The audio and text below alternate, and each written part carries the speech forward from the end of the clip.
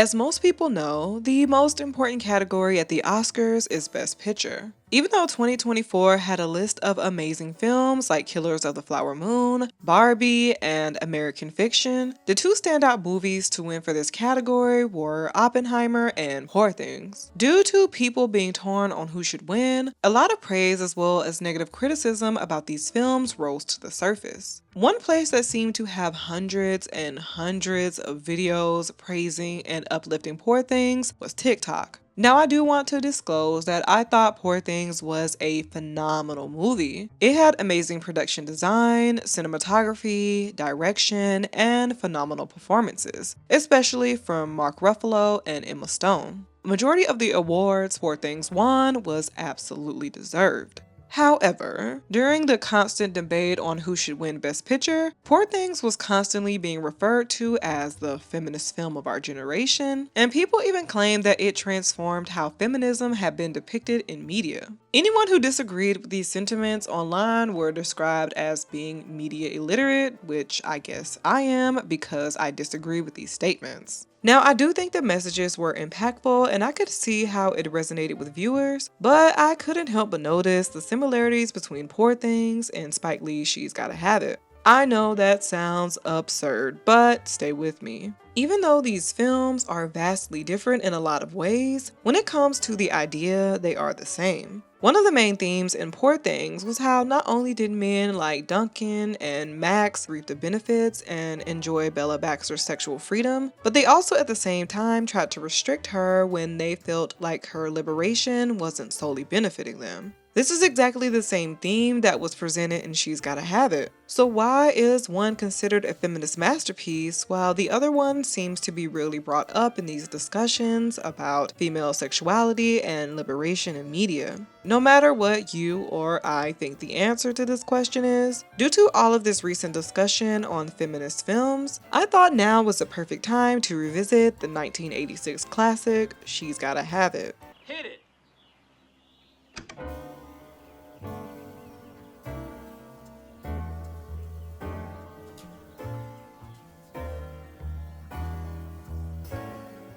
When viewers are first introduced to the protagonist Nola Darling, she says, I want you to know the only reason I'm consenting to this is because I wish to clear my name. Not that I care what people think, but enough is enough.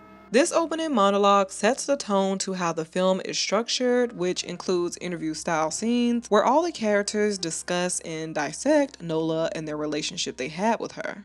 On the other hand, Nola's interviews are solely used to defend her reputation against the same men who are now harshly criticizing her, despite once benefiting from the same thing they're judging her for now, her sexual freedom. Throughout the film, Nola makes it very clear that she isn't looking for commitment. What I find interesting is that just like the three men in her life, we as viewers never get a specific reason as to why. She just says it's not the right time, and I kind of love that vagueness. Nola's desire to remain single isn't placed upon wanting to focus on her career or even wanting to focus on her own personal growth. She wants to be single just cuz. When Jamie questions her in the kitchen, all Nola says is, Not the right time. It can't be right now. That's all the explanation we get. Spike Lee keeping her reasoning in the dark really drives home the theme of independence and knowing oneself. As a human being, sometimes we know in our hearts and minds that we aren't ready or willing to do something or be in a committed relationship. Sometimes we may know the exact reason why, and sometimes we may not. And that's okay, as long as you're communicating about where you are and what you want in that moment. I feel like if Spike included a reasoning, the theme of the story would have been a little less impactful. Not by much, but just a little less. If someone rejects something or someone, a reason would be nice, but it isn't required. This idea of not giving an explanation feels like a slightly different iteration to the saying, no means no, which I think is a nice touch. What also makes Nola an even more interesting character is how she truly knows herself. She knew how she felt about Jamie, Mars, and Greer, and she knew what she wanted for herself, her desires, and her future. She expressed how she liked both Mars and Greer and how she loved Jamie. Throughout the film, she openly expresses these feelings and was always transparent if she felt differently. For example, when she and Mars are in bed, he tells her he loves her, but she explains how she only just likes him. She told him from the beginning where she was and how he shouldn't catch any deep feelings for her. She's been transparent from the beginning. When expressing how she envisioned her future, she explains how she wants 5 kids and specifically all sons. Prior to meeting these men, she knew exactly where she currently was and where she wanted her life to go. However, I did notice that she started to change little by little after receiving criticism from both Greer and Jamie. When Greer is introduced, his misogynistic tendencies, or I guess you can call it misogynistic category, falls under not seeing a woman as an individual, but more so as a template that should check off specific boxes on what he deems as feminine. Like for example, being able to cook and being more soft-spoken. During his first interview, he goes on and on about how he refined and molded Nola. He claims that he encouraged her to read and taught her how to dress as well. Throughout his interviews, not once did he mention a quality he liked or enjoyed about her as an individual. He only discussed how she could fit into his ideal. Of course, over time, his words seem to take effect on her. When he's working out, he says, "You know, the minute you get fat, I'm leaving you." In their next 2 scenes together, we see Nola eating a salad when they're out to dinner, and then the next scene when they're back at her house, they're working out together. And I mean actually working out, not that type of working out.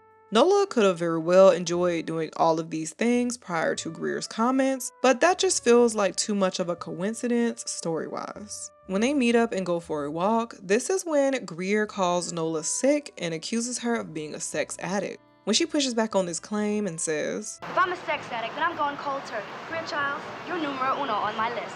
He then tries to backtrack and say he should be the exception to her new rule. His character feels very similar to Duncan, who wanted Bella's sexual desires to only be limited to him. Once he realized that Bella was going to sleep with whoever she wanted, he became angry and frustrated. Just like Duncan, Greer had the same reaction because he couldn't control Nola. Because Greer accused Nola of being a sex addict, Nola does go to therapy to see if she really is. Not surprisingly, the therapist tells her that she is both emotionally and mentally healthy. Due to Greer constantly expressing his negative opinions about Nola, over time it seemed to affect how she viewed herself. There is nothing wrong with self-reflection, but it was made clear that Greer said these things to control Nola, not to help her. I do wish that at the end she cut him off because of how he treated her and how he constantly made her question herself opposed to doing it so she can be with Jamie, but at least by the end she chose herself. Now, speaking of Jamie, I personally think he is just as bad as Greer. Out of the 3 men that Nola were dealing with, from the beginning it was made clear that their connection was a lot deeper than the others. During his opening interview scene, he claimed that Nola was his soulmate. Not only does he express his fondness for her, but he actually shows it too. When Nola is sick, he buys her groceries and visits her every day. For her birthday, he wrote a beautiful poem, and he also hired dancers to give her a unique performance at the park. Time and time again, he has put in effort to show that he cares for her. Nola also reciprocates these feelings, and within the first 5 minutes of the film, she tells Jamie that she loves him. He's shown to be special because in her interview in the film, they're the only pair we get to see the exact moment they first meet. What makes Jamie just like the others is how despite him doing all of these kind things for Nola, he's also shown to be controlling at the same time. Because Opal is a lesbian and is close with Nola, he makes his distaste for their relationship known repeatedly. He tries to get Opal to leave Nola's house when she's sick and even claims that he doesn't like her for no provable reason. Well, I don't like her. He questions Nola about their friendship and persists that Opal shouldn't be in her life. As their relationship progresses and Jamie becomes more pushy about being monogamous, he also becomes more possessive. During his interview, he even says, When we be making love, I found myself wondering what other men had been in this bed with her besides the 2 I knew about, doing things to what I felt was mine. In his mind, Nola is his and she shouldn't quote unquote belong to anyone else. Like I've stated earlier, Nola has been transparent about where she is and what she wants. Despite knowing this, Jamie continued to pursue a relationship with her. When he realized that she meant what she said, he gave her an ultimatum. When Nola doesn't give him a clear answer, he cuts her off, which he has every right to do, but that decision is short-lived when she calls him in the middle of the night and he quickly comes over. Now, even though years later Spike Lee has said that he regretted this one particular scene, what Jamie does says a lot about his character. Due to his anger and frustration, he verbally degrades her by calling her a freak, and then he proceeds to do what Nola calls it, nearly grape her. After he aggressively pushes her on the bed, he admits that he was trying to dog her out the best way he can. Despite Nola's transparency, when Jamie didn't get the results he wanted when it pertained to their relationship, he became angry, entitled, and vengeful. What makes his character more complicated is that even though he is similar to Greer when it comes to control over Nola, he feels even more vindictive because it's camouflaged by his perceived caring nature. Both Mars and Greer are more upfront in their interviews about how they view women, and specifically Nola. Greer looks at women as an item and archetype, and Mars looks at Nola as a hoish buddy. Jamie, on the other hand, is the only one who says kind things about her. He even defends Nola when Mars calls her bogus and unreliable. The girl is not dependable. Nola is dependable. Jamie seems to represent the quote-unquote nice guy, but as we've discovered over time, those nice guys aren't always real nice guys. They just pretend to be to get what they want out of the situation. When it doesn't work out the way they wanted it to, things like what happened to Nola Darling happen in real life. I mean, we see it in the news all the time. When Nola and Jamie have their talk on the bench and she tells him that she cut off both Mars and Greer to solely be with him, he has little reaction. He does, however, finally show emotion when she admits that she wants to be celibate for a while. His reaction is very similar to Greer's when she told him the exact same thing. Even though throughout the whole film, the one thing Jamie wanted from Nola was commitment, when she finally agrees to monogamy minus the sex, he gets upset. His reaction shows that he wanted Nola in his specific way on his specific terms. She even says that he can have sex with the dancer in the meantime, but due to what Jamie did to Nola, she just wants to cool off with sex for a while. Again, his reaction shows just how much he wanted to control Nola in the situation. He does eventually accept this arrangement, but I think his initial reaction says a lot about his character. At the end, when Nola explains why they didn't work out, she says that he wanted a typical old mythical wife and how she doesn't align with that. Jamie tried to change her mind about what she wanted, and it only worked for a short amount of time because she remembered her true wants in life. Nola always knew herself, it just took a moment to get that back. Her ending up so self-assured again by the end really drove home the theme. Just like Bella Baxter, despite how complex the journey was to get to the end of the story, by the end, both Bella and Nola lived their life on their own terms. Nola stayed true to herself despite the pushback and criticism she received from Mars, Greer, Jamie, and hell, even Opal. Like Nola said, It's about control. My body, my mind. Who's gonna own it, them or me?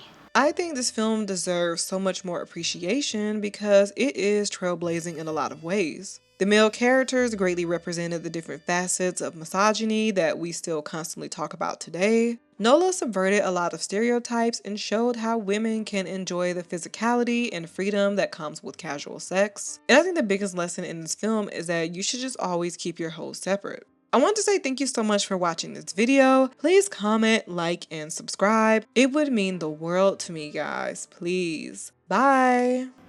My advice to you, my friend, is try to find what it's about, and then you take into account your own